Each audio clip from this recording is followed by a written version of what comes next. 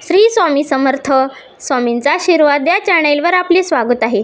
स्वामी आपल्या सर्व चांगल्या इच्छा पूर्ण करोत ही स्वामींच्या चरणी प्रार्थना. तर बघा, आता श्रावण मासाला सुरुवात झाली आहे. या श्रावण मासामध्ये भगवान शिव यांची पूजा आणि आराधना करण्याला खूप महत्त्व आहे. त्याचबरोबर बघा, या श्रावण मासामध्ये विविध पारायणे आणि अनेक सेवा केल्या जातात. त्याचबरोबर बघा, या श्रावण महिन्यामध्ये भगवान शिवशंकरांची सर्वात प्रभावी सेवा म्हणजे शिवलीलामृत ग्रंथाचे पारायण करणे. तर बघा, जर तुम्हाला शक्य असेल तर या श्रावण महिन्यामध्ये तुम्ही शिवलीलामृत ग्रंथाचे अवश्य पठण करावे. आणि त्याचबरोबर बघा, जर तुम्हाला शिवलीलामृत ग्रंथाचे संपूर्ण पठण करणे होत नसेल तर तुम्ही या श्रावण महिन्यामध्ये शिवलीला ग्रंथातील हा एक अध्याय वाचू शकता. तर तो कोणता असा अध्याय आहे की तो वाचल्याने आपल्याला संपूर्ण शिवलीला ग्रंथाचे पठण केल्याचे आपल्याला फळ मिळणार आहे. तर बघा, आजच्या व्हिडिओमध्ये आपण या श्रावण महिन्यामध्ये भगवान शिवशंकरांची अशी सर्वात कुठली प्रभावी सेवा आहे ती केल्याने आपल्याला पुण्याची प्राप्ती होणार आहे, हे आपण आजच्या व्हिडिओमध्ये जाणून घेणार आहोत. तर व्हिडिओ नक्की शेवटपर्यंत पहा. श्रावण महिन्यामध्ये भगवान शिवशंकराची सर्वात प्रभावी सेवा म्हणजे शिवलीलामृत ग्रंथाचे पठण करणे. त्याचबरोबर भगवान शिव यांच्या अनेक सेवा आणि उपासना देखील आहेत. मात्र बघा, या श्रावण महिन्यामध्ये शिवलीला ग्रंथाचे जर तुम्ही पठण केले तर नक्कीच भगवान शिव आपल्यावर लवकर प्रसन्न होतात असे सुद्धा म्हटले जाते. या श्रावण महिन्यामध्ये शिवलीलामृत ग्रंथाचे पारायण करण्याला खूप महत्त्व आहे. तर बघा, जर तुम्हाला हे शिवलीलामृत ग्रंथाचे पठण होत नसेल किंवा जर तुम्ही नोकरी करत असाल किंवा अनेक अडचणींमुळे किंवा काही कारणामुळे जर तुम्हाला हे शिवलीलामृत ग्रंथाचे पारायण करणे शक्य होत नसेल तर तुम्ही या श्रावण महिन्यात दररोज शिवलीलामृत ग्रंथातील 11वा अध्याय आपल्याला वाचायचा आहे. कारण बघा, शिवलीलामृत ग्रंथातील 11वा अध्याय हा रुद्राध्याय मानला जातो. या 11व्या अध्यायाचे पठण केल्याने आपल्याला संपूर्ण शिवलीलामृत ग्रंथाचे पठण केल्याचे पुण्य मिळते. कारण बघा, शिवलीलामृत ग्रंथातील 11वा हा अध्याय रुद्राध्याय म्हणून ओळखला जातो. या 11व्या अध्यायाचे महत्त्व खूप आहे. म्हणूनच बघा, आपल्याला दररोज न चुकता हा श्रावण महिन्यामध्ये 11वा अध्याय वाचायचा आहे. तर बघा, कशा प्रकारे आपल्याला हा 11वा अध्याय वाचायचा आहे.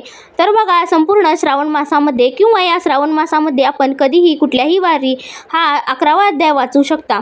तर बघा, 11वा अध्याय वाचायला कुठलेही नियम आणि अटी लागू होत नाहीत.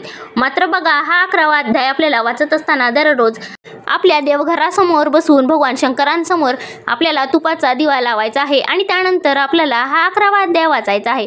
जर तुम्हाला सकाळी शक्य झाले तर तुम्ही हा अध्याय सकाळी सुद्धा वाचू शकता. आणि जर तुम्हाला सकाळी हा अध्याय वाचणे शक्य होत नसेल तर तुम्ही दिवेलागणीला किंवा प्रदोष काळात सुद्धा हा 11वा अध्याय वाचू शकता. मात्र बघा, हा 11वा अध्याय वाचत असताना आपल्याला कुठल्याही प्रकारचा मांसाहार करायचा नाही. फक्त ही एकच अट आपल्याला यामध्ये आहे. तर हा श्रावण महिना हा सर्वात पवित्र महिना मानला जातो.